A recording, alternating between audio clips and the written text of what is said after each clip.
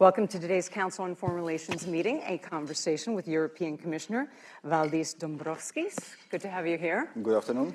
He is the Commissioner for Economy and Productivity, for Implementation and Simplification, and former Commissioner for Trade from the European Commission. My name is Michelle Caruso Cabrera. I'm the Chief Executive Officer of MCC Global Enterprises. I'm presiding over this. We're going to chat for 30 minutes, and then we're going to take questions from the audience. And we're happy to see you all here. Let's start. You were in town last week for the IMF World Bank meetings, and now you're here in New York to speak with investors. Europe's a lot of countries, but generally speaking, tell us, what's the mood in Europe in the midst of all of this?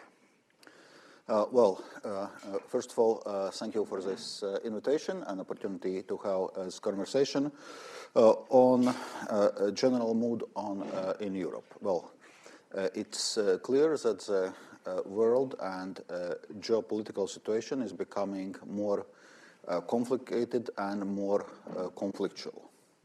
And in this more conflictual situation, it's clear that Europe needs to do more to strengthen its position. So when this European Commission was taking office late last year, we set two main priorities to deal with. One was to strengthen the competitiveness of European economy, and another was to strengthen defense and security. And now, less than half a year since the Commission took office, it clearly shows that, if anything, those priorities have become more urgent. So we have to double down on those priorities. On defense, also with a less commitment of Trump administration to global security and security in Europe. It's clear that we need to do more ourselves. So we recently announced what we called Rearm Europe initiative, foreseeing spending another 800 billion euros over the next 4 years on strengthening our defense capabilities and defense industry. One of the first initiatives which we put forward was so-called competitiveness compass, outlining the more main directions of work to strengthen the competitiveness of European economy. And I would say in current unstable environment, also the predictability, stability, and respect for rule of law in the European Union, we also see as our advantages in current situation. So I've seen a strain of thought coming out of Europe that, yes, they're very upset with the situation with the tariffs and what President Trump is doing, but that there is a silver lining within it, which is that things that need to be done for a very long time, increased defense spending, talked about it for a long time, didn't happen, improve competitiveness, reduce regulation.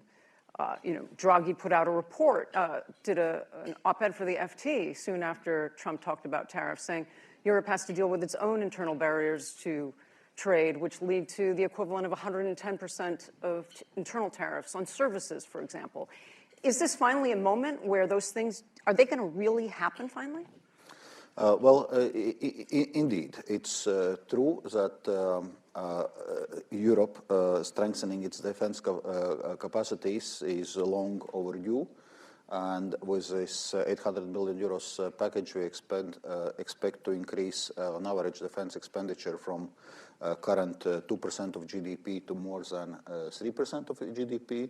And actually, countries on a front line with Russia, like Poland, like Baltic states, like Finland, are already doing much more and will increase defense spending further. Also, we're looking how to strengthen and streamline European defense industry, because historically, military in Europe has developed as 27 different militaries.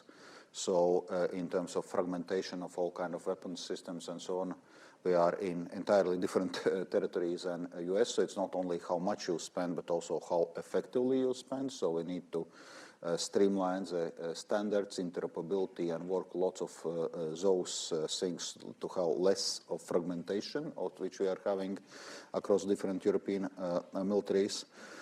And on competitiveness, I would say that is something, as I was saying also already from the very beginning of this Commission, really very clearly set as a priority, because on one hand, well, we had to deal with a number of short-term shocks, including the economic implications of Russia's aggression against Ukraine was more pronounced in Europe than elsewhere.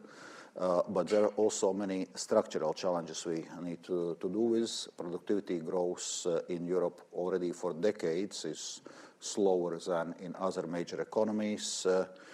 Population aging, relatively high energy prices. So there are a number of things which we need to address for our competitiveness. So you're optimistic? Well, we are working on this, and I think indeed will make a difference. And as I said, also now having this stability and predictability amidst this turmoil is also our strength. Did you meet with members of the White House, U.S. administration last week? Well, I had a meeting with Scott Bessent. So how'd that go? Well, we had a good meeting. We obviously covered quite a bit of ground on our bilateral relations. We were not directly negotiating the tariffs. There are other colleagues who are directly involved in this, and this is quite extensive engagement, but also discussing a bit its economic implications and, in a sense, having a clear understanding that we need to work towards reaching agreement on this tariff issue.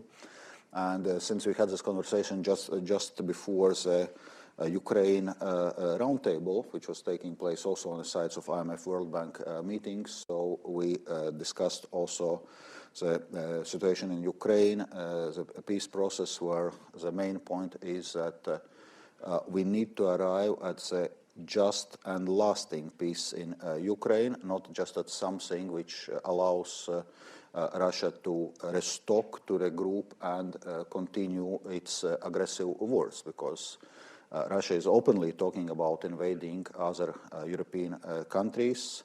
Russia is spending a third of its budget now on military. Just when this peace process was supposedly starting, Putin announced mobilization of another 160,000 people in the army. So the question is where this army will march in a situation if Putin will feel kind of being halfway validated and halfway getting away with his war in Ukraine. You had that conversation with Bessent? Well, we definitely touched upon this Ukraine peace process in this because he's been involved in that conversation. Absolutely. That's why I just want to button up the Washington angle here before. We definitely want to spend a lot of time in Ukraine, but your general approach to the Trump administration and your meetings last week, where do you see that going? Is that going? They seem much more focused on Asia at the moment, India, the Indo-Pacific, Japan, et cetera, and less focused on Europe. Is that a correct perception, or? Well, indeed. If we talk about those tariff negotiations, there is still lots of ground to cover. So it may be that indeed they are more advanced with some countries in Asia. Okay, where is our general approach? Well, first of all, we continue to see U.S. as a strategic ally, and we had many decades of this strategic cooperation. We have the largest trade and investment relationships in the world. So there's lots of stake also economically. And so we want to preserve this relationship. So we clearly prefer negotiated solution as regards those tariffs. As you know, we also have prepared our first set of counter tariffs against steel and aluminum tariffs, which were the first ones to be imposed by Trump. But now we also put them on 90 days pause to give those negotiations a chance, because we really prefer a negotiated solution, but we are also ready to defend our companies and our economy if it was necessary. And that's what we did also under Trump 1, when Trump was also imposing tariffs on steel and aluminum. But generally speaking, we want to preserve this cooperation. We also are signaling to Trump administration that during the previous administration we had EU-US Trade and Technology Council, which gave us a good platform to discuss many different things, developments in the area of technologies, including digital technologies and its regulations, which is obviously a topic of great importance for US, discussing our trade relations, possible trade facilitation measures, discussing also issues like China's non-market policies and practices. And basically what we are signaling is that we would see similar this or similar type of format, like we had this Trade and Technology Council, useful also going forward, because we have many things to discuss, and having a structured way of engagement allows us to understand each other's positions better and to avoid a number of unnecessary problems. Ukraine. U.S. clearly under this administration isn't giving more help to Ukraine. They're trying to strike a deal. Europeans are not at the table. Can Europe help Ukraine fill the gap when it comes to the shortfall in funding? As regards funding, as regards at least this year and early next year, Ukraine's funding need is covered. So it's thanks to the Europe's Ukraine facility and thanks to the G7 loan initiative. So for this year, early next year, we are covered.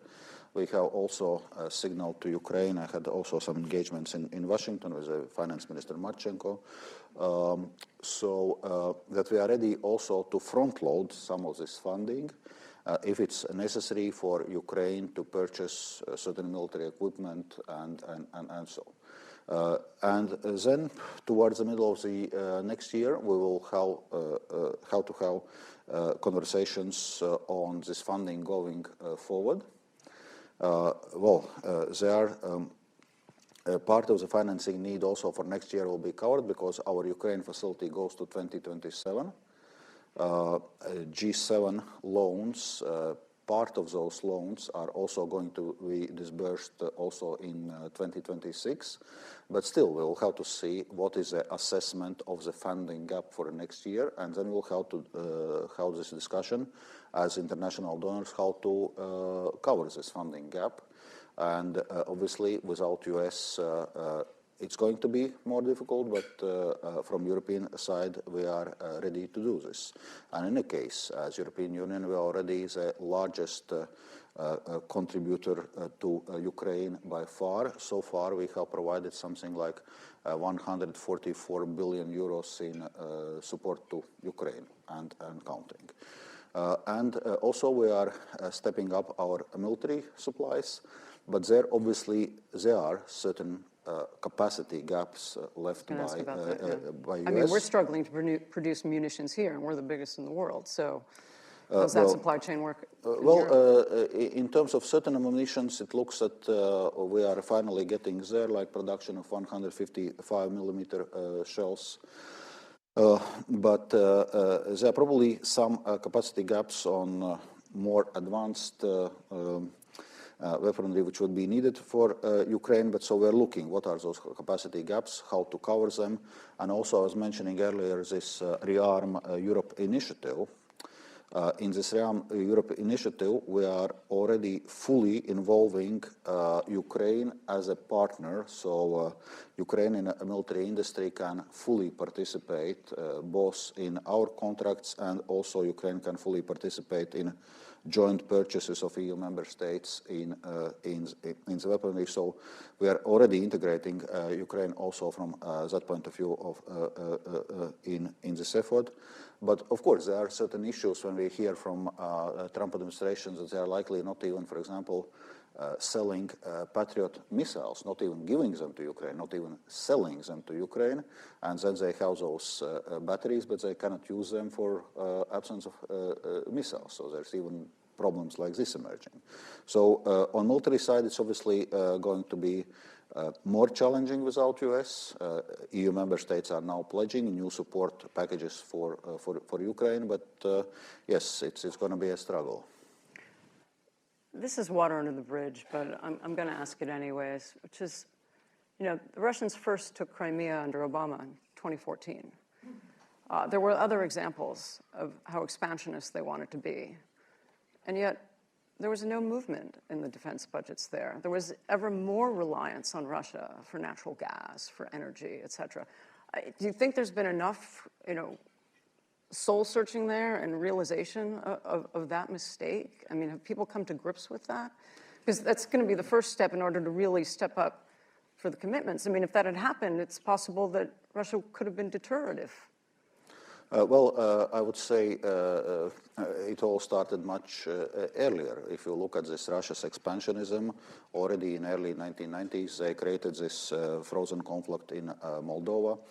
In 2008, it invaded Georgia. In 2014, it invaded Crimea and Donbas. In 2022, it started full-scale war against Ukraine. And indeed, it was not until this 2022 when the West, so to say, really woke up and understood that it's serious and that we need to deal with this Russia's threat. But I think by now we are well awake, and right now it's clear with less US commitment to security in Europe and Ukraine, it's clear that as Europe will have to do even more, and that's exactly what we are doing. When it comes to potential adversaries in the world, the other big one, of course, is China. And a lot of the discussions that we hear, the commentary coming out of the White House and the people around the president is that it's becoming very much choose China or us. That, Bessent has talked repeatedly about creating a group of like-minded nations that trade together and trade less with China. What's your viewpoint on that, and where do you think the various European countries are going to come down on that? Well, first of all, throwing tariffs at your allies is not best conversation opener for that. So currently we have big problems to sort with our bilateral tariffs, and remains to be seen how it will play out. And second, in a sense, we don't want to be dragged into this conversation, us against them or us with whom against whom. That's why we are so much emphasizing the need for rules-based multilateral trading system, because at the end of the day, that is what works better for everyone. If it's kind of, this becomes just a raw power politics, I think at the end of the day, it's not going to be for benefit of anyone. So that's why we're committed and willing to preserve this rules-based international trading system. As regards our trade relations, as I was mentioning, US is our number one trading partner. China is our number two trading partner. So also there, it's lots of at stake economically.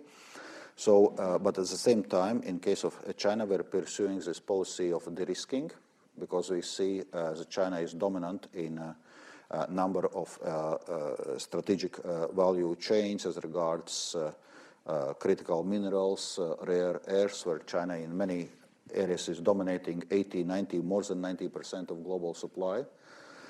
So that's where we are seeking the diversification and not to have strategic dependencies. And right now, the most imminent concern is with US market basically closed for China's goods. Question is where all those goods will go. And if they go to Europe or other markets, they are likely to cause disruptions to those markets. So how to defend our markets, our companies, our jobs. And if this is what is happening, it will just, those dominoes of trade fragmentation will just continue to fall. And that has been also our message to our Chinese counterparts. I also had some meetings with Chinese counterparts, including finance minister, and that's our message, that it's very important now that China is showing some restraint and it's not starting to dump all this production in other markets. Because China is probably the biggest beneficiary from this multilateral rules-based trading system, so it should be in their interest to preserve it as well. And well, they showed some, acknowledgement of those concerns, but didn't enter into any specific commitments. So we'll still also have to see how it will play out with all this Chinese overcapacity in this specific juncture. You talked about the multilateral rules-based order when it comes to trade. It's believed here in the United States by many that China didn't actually follow that, and that's a lot of why we're here today. Do they, when you have that conversation with them about them showing restraint, does it go beyond that? Do you think that they have followed that rules-based international order? Certainly there are issues and challenges with China. That's why I was mentioning this EU-US Trade and Technology Council. One of the topics of our conversation there was also China's non-market policies and practices, which are certainly there. And we are sharing this concern, and I think it's important that we are also working together as allies to address this concern. You're here in New York to speak with investors. Tell us what you plan on telling them about when and what conversations you're having relative, say, European debt versus U.S. debt, et cetera. In any case, obviously, my task is to promote Europe as a good investment destination, and in current turmoil and instability, first, Europe can provide this stability, can provide predictability, can provide respect for the rule of law, and those are all, I would say, the positives in our conversation with investors. Then, obviously, there are challenges which we need to deal with concerning our competitiveness, concerning the administrative burden. So I'm going to present also the work we are doing on competitiveness compass to address our competitiveness issues, on simplification to reduce administrative burdens, where I'd say there are already very ambitious proposals, legislative proposals on the table with co-legislators, and there's a whole pipeline of further simplification measures coming. And already now, actually, we see that there is a stronger investor interest in euro-denominated papers. It's something which we are seeing already, and I think that's a good opportunity to, in a sense, to present and to promote it. Is that country-specific or some kind of collective bond that happens, or how do you fill that desire in the market? What product do you give them? In terms of products, if we talk about bonds, we are having quite a pipeline. Currently, we are issuing collective EU debt under Recovery and Resilience Facility, and there is close to 300 billion euros in pipeline over the next few years, next 2 years, basically.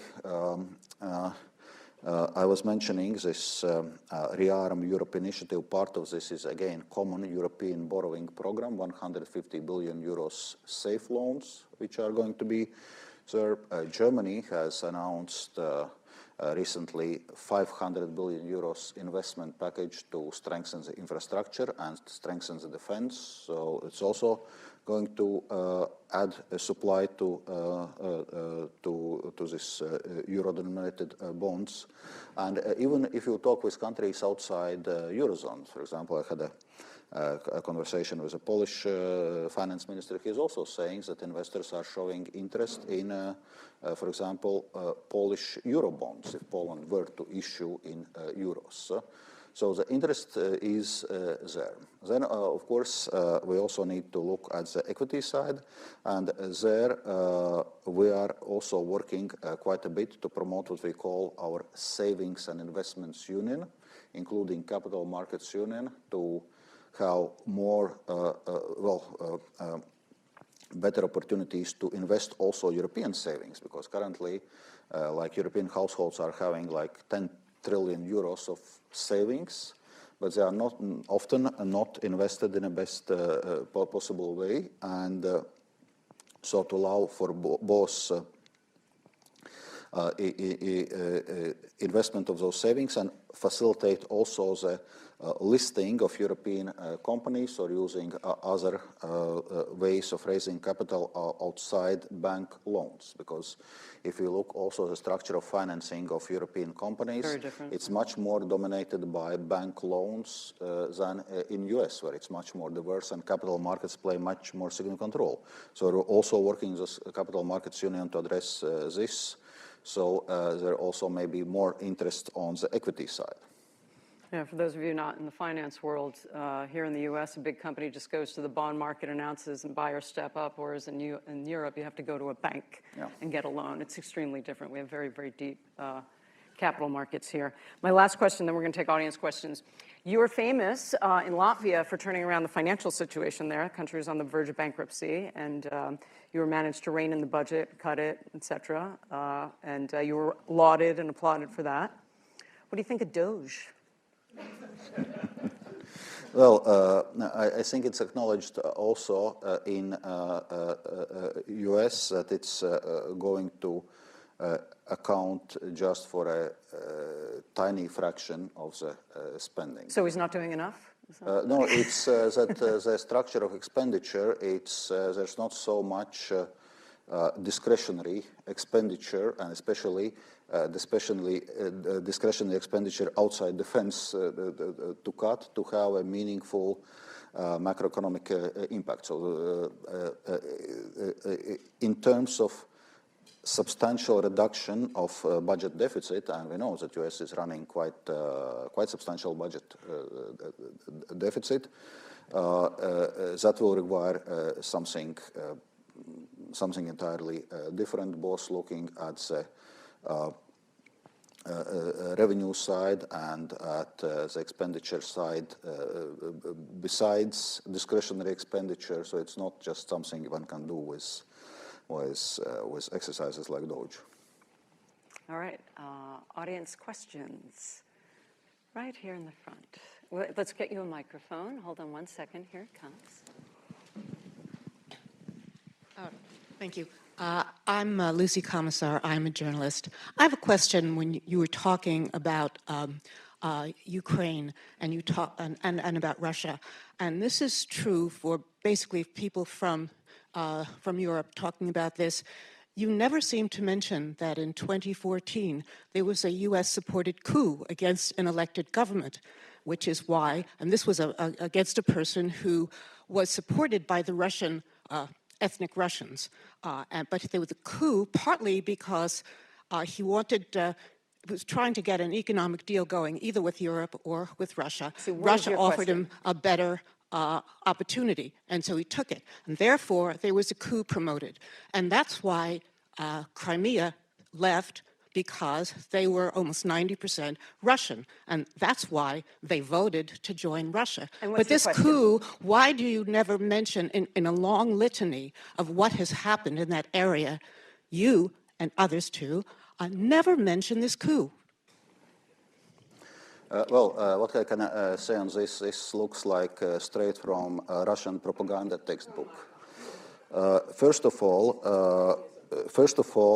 the more or less only country which is not recognizing Zelensky government as legitimate government is Russia.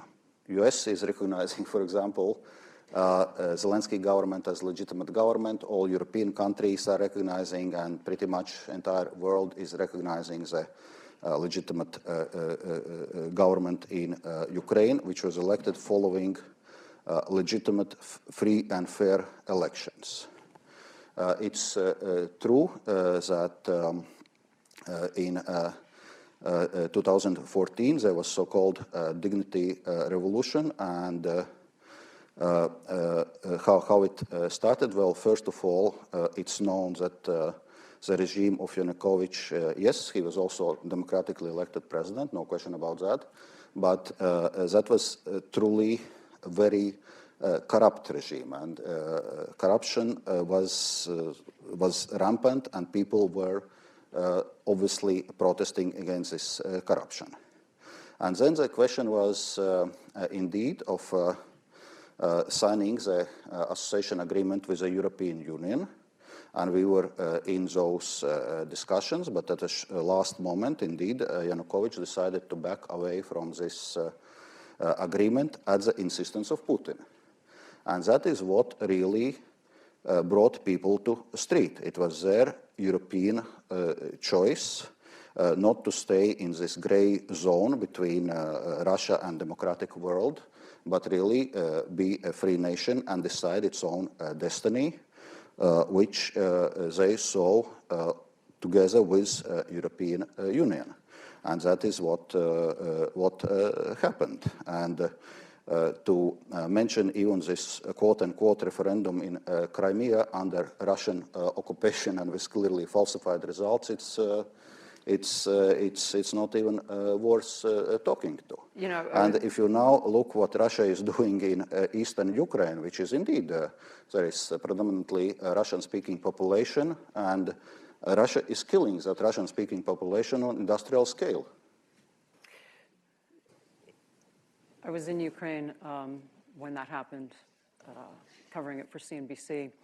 And then when I came back from that coverage, Henry Kissinger gave a talk at the Asia Society. And I was surprised to hear him say, and it's not a democratic attitude on his part, but what he said about that situation was he said, the EU sent a bunch of bureaucrats to negotiate with Ukraine. And that was a mistake. Ukraine is Russia's sphere of influence. And what they needed to do was send much more senior people to talk with Putin. And that was a mistake from day one. I mean, I was very surprised to hear that, but there was a sense that mistakes happened back then and that this situation could have been avoided. Frankly, we are not accepting this logic, which is like imperialist logic of spheres of interest. We hope that we are beyond the stage when, the world is ruled by empires and imperialism and territorial expansion, and therefore we treat countries as free and sovereign countries which are free to choose their destiny. And they don't need to go to ask permission to Putin and whomever whether they can do this or that.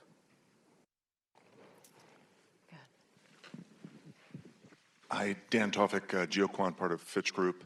I was wondering if you can say a few words on the fiscal unity of Europe and any progress made and what your forecast would be for that in the next few years. On fiscal situation. Fiscal situation is obviously complex because on one hand we exited now the two crises, the COVID-19 pandemic, the economic implications of Russia's invasion in Ukraine and the related energy crisis. So we exited those with elevated levels of deficit and debt. So correspondingly, we also last year revamped our economic and fiscal governance framework in the EU, and all in all, we were expecting to have slightly contractionary fiscal stance in Eurozone and roughly EU as a whole of 0.25%. So now this is changing because we announced this additional fiscal flexibility for defense. So this is framed to additional defense expenditure of 1.5% of GDP for a 4 years period. So it's contained both in terms of volumes and in terms of timing, and correspondingly and otherwise the normal EU fiscal rules will continue to apply. So EU member states are having their medium-term fiscal structural plans agreed and also confirmed by European Commission. So they have to continue to comply with those plans, with this exception of up to 1.5% of GDP increase in defense expenditure. And to receive this fiscal flexibility, they need to apply for this flexibility for what's called national escape clause. For example, just today, Germany has applied to this fiscal flexibility to increase defense expenditure. Also to be seen in the context of their additional 500 billion euros investment package, which they have announced, and they will have now this more fiscal flexibility to do so. But in general, well, we need to balance this need to stay prudent on fiscal policy, but also needs for additional investments, including for green and digital transitions, for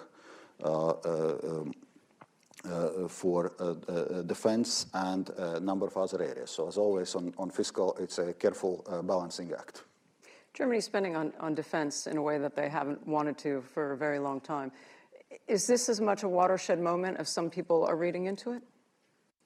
Well, it's certainly quite a substantial shift. And indeed, Germany until recently had this, what they called Schuldenbremse, or debt brake. Yeah. In a sense, they had their own fiscal rules, much more, or not much more, but more strict than EU fiscal rules. So they now moved away from the Schuldenbremse and are ready to spend and invest more. And actually, this has been also a long-standing recommendation of European Commission that Germany needs to invest more, also for the global macroeconomic balance in the European Union, because Germany is EU's largest economy. Brooke, let's get you the mic. Good afternoon. I'm Brooke Harlow with Balyasny Asset Management. Thank you so much for joining us here today. I appreciate your comments. I want to shift back a little bit to the trade side of things. I think by all accounts, you're part of a Herculean effort with the customs union and trying to, negotiate with the Trump administration on some sort of framework where the Trump administration apparently seems to be asking for concessions around digital services tax, some of the non-tariff barriers that have been raised in discussions. I'm curious if you could comment on sort of the way you're thinking about that, how thinking about even just some of the things like health, food and just all sorts of different things that I know are on the list. So love your thoughts on that. Indeed. So we're also exploring options now with Trump administration on possibilities to have this agreement. So we have put on table a couple of things, like, for example, more LNG purchases from the U.S. We have offered 0 tariffs on industrial goods. Ready to explore certain trade facilitation measures, industrial standard alignment. So we're ready to have those discussions. I was even flagging before that we found also this Trade and Technology Council, which allowed us to have structured discussions on those topics as a very useful format, and would be willing to continue this kind of format also with Trump administration. So then on specifically you asked about digital services taxes. Well, on digital services taxes or in general, we would be in favor and are committed to this OECD global tax deal, which deals basically with two topics: on effective minimum taxation and on fair allocation of taxation rights. And on effective minimum taxation, we already, this is already part of EU law, so we have implemented this part of the OECD framework. On fair allocation of taxation rights right now, well, indeed, the indications of Trump administration is that they may be walking away from that agreement, and that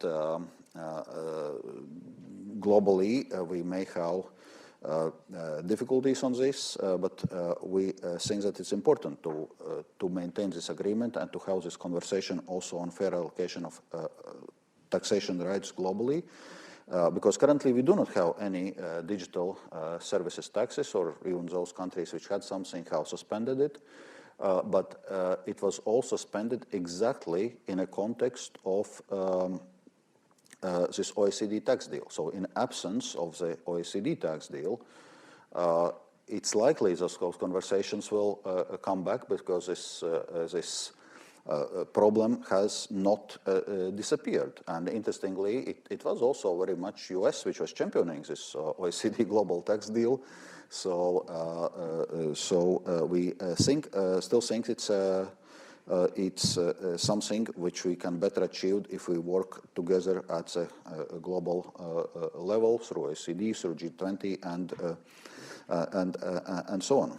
Then there are some elements which frankly do not belong to trade discussions. For example, there haven't been actually much insistence recently, but you have heard about discussions about EU's value-added tax, or VAT.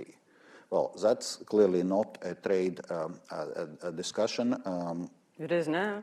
Yes, because value-added tax is consumption tax, which is not trade distortive. It's applied both on imported and domestic goods.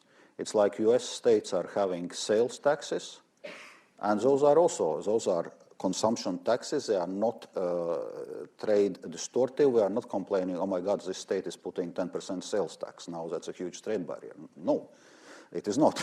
and we know it, and everyone knows it. And it's exactly the same with our VAT. So there are certain things which just do not belong to that discussion. Back here. Thank you very much. I'm Marshall Sonnenschein with Sonnenschein Partners in New York and Harvard Law School. I wonder if in discerning a signal in all the noise, whether you and maybe others in the European leadership believe that all of this stuff about tariffs and Ukraine is a grand bargain in the making, that in exchange for much greater investment in defense, we will get a return to normalcy in trade and investment relations between Europe and the United States? Or did I just say something that is so reductionist as to be naive? Well, I would say time will show. But from our side, we are obviously willing to have this normalization on trade relations, and that's why we are engaged in those discussions, and that's why we also now suspended our own counter tariffs to have those discussions. So that's where we want to eventually land this discussion, because with the largest trade and investment relationship in the world, with deeply integrated transatlantic value chains, obviously that's also of large both strategic and economic importance. And on defense, what can I say? Yes, we have got the message, and defense expenditure is going up.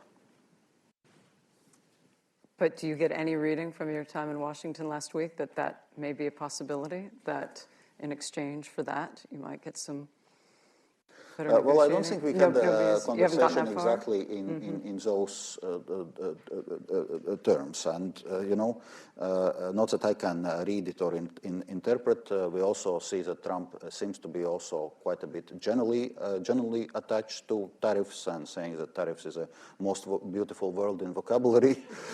So frankly, I don't know how much it's tactical and how much is general attachment to the tariffs. That might be part of it, too. Back there, last row.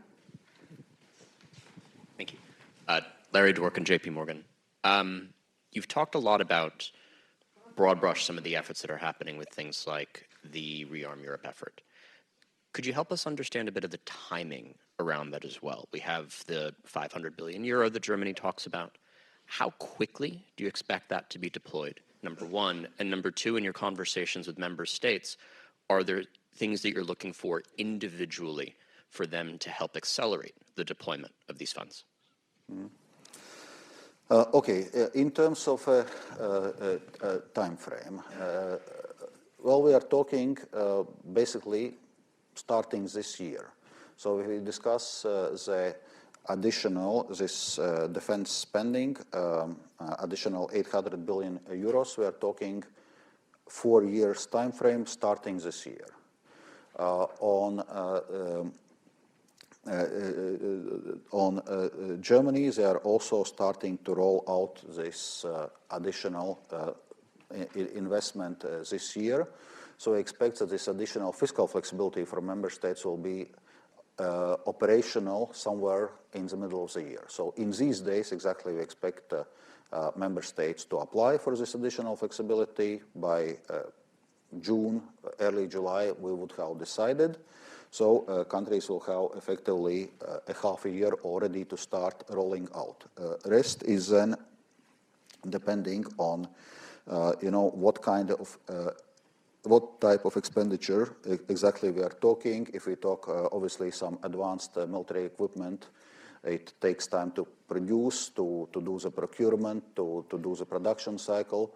Therefore, we expect that it's a bit of a curve over those 4 years. There may be things which may go faster, like restocking of certain ammunitions and things like this, but closing more important capacity gaps may require some years by the time this equipment can be procured and produced. But in any case, we are talking basically as of now. So we understand that the situation is urgent, that we need to strengthen our defense capabilities, that we need to deter Putin for military adventurism, and that's why we need to invest now.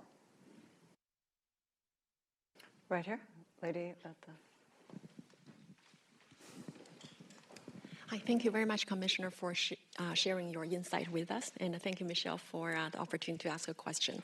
I wanted to ask you about EU Central Asia recent summit. I think this is, if I remembered correctly, this is the first time EU and Central Asia had a high-level summit, and the two regions established a strategic partnership. Could you help us understand if this fit into EU's broader strategic autonomy, or this is more reactive to the Trump administration's policy?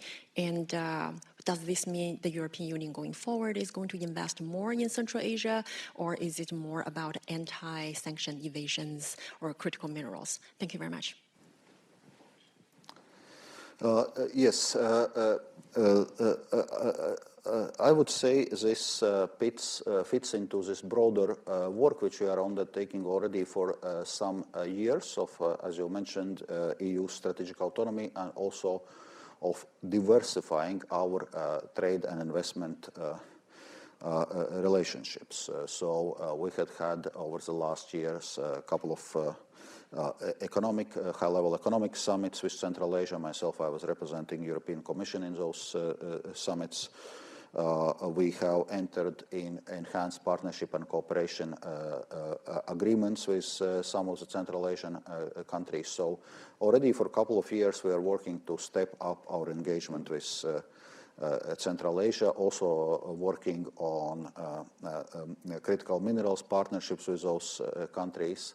And the point is that Central Asia is also looking for diversification of their both economic and political relations. Maybe not all of them are putting it exactly in this term, but there is in that region something that they tend to call third neighbor policy. So they are in the search of this third neighbor, otherwise they are between China and Russia. And so they are looking to diversify, and the European Union is also obvious direction for them to go. So I'd say this summit was already a next step after a couple of years of efforts and engagement at high level with Central Asia, and we'll continue this work.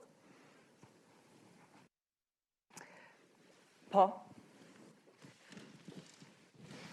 Thank you very much, Paul Sheard. Commissioner, you talked before about the fiscal situation and the various things that are happening around the fiscal rules, etc.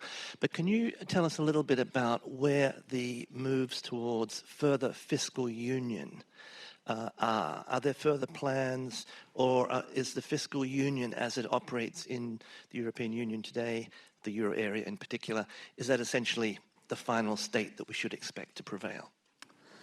Well, as regards fiscal union, it's certainly not the final stage. We already had some, for European Union, quite groundbreaking moments with this Next Generation EU initiative and setting up a recovery and resilience facility, which was financed and is financed by common European borrowing. We just now announced this 150 billion euros SAFE initiative, which again is going to be financed by common European borrowing. In a sense, we are moving towards also more fiscal union. But now I would say important moment to watch is negotiations on a next multi-annual financial framework. So European Commission is expected to put forward a proposal on this somewhere towards middle of the year, and that will be a kind of framework for EU budget after 2027. So we have currently multi-annual financial framework till 2027.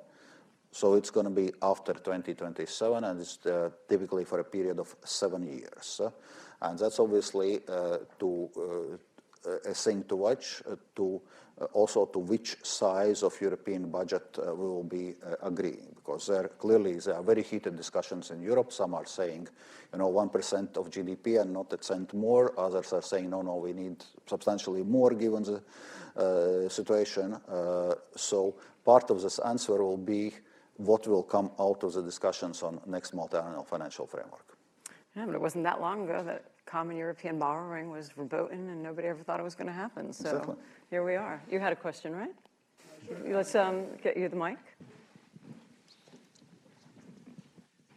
Thanks. Brendan Kelly, Federal Reserve Bank of Dallas. Related to your former portfolio also, there was reporting recently that China was considering removing sanctions on certain European Parliament members as a bid to restart China-Europe comprehensive trade agreement, investment agreement talks. Is that something that would still be meaningful, or has the trade trade imbalances grown and sort of structural issues more significantly that the kind of things that Europe would need or would look for from China to address those trade issues become more difficult and more substantial at this point? On this indeed, we concluded this comprehensive agreement on investment with China a couple of years ago. When was it? End 2020 or end 2021? I'm a bit forgotten now. It's the middle of COVID. Okay, but it's already some years ago. But it was never ratified. And one of the reasons why it was not ratified was that maybe not the only reason, but it requires ratification of European Parliament. But then for unrelated or for different reasons, China put a number of members of European Parliament under sanctions. And then European Parliament obviously said, look, we are not even going to look at this agreement as long as there are members of European Parliament under sanctions. And that's where it has been staying there. So, so what is changing now? Obviously, if China is removing those sanctions, that's a signal they are sending to European Union. Look, we are ready to re-engage or engage more intensively. On the agreement itself, that I think will require a fresh look because a couple of years have passed. So, and that would require, in any case, also discussion among EU member states. So, how we position on this right now. But clearly, it's a signal which China is sending. Here we go. Let's get you the mic. Thank you. Mona Abulnega with K6 Investments. There's been a lot of talk over the past couple of weeks over the loss of value of the American brand. Curious what your thoughts are. Assuming optimistically we get to a great resolution for all on tariffs, what is the long-term impact to the American brand, whether it's what you do specifically in your portfolio or how the European consumer acts in the future with American brands? Okay, it's obviously difficult to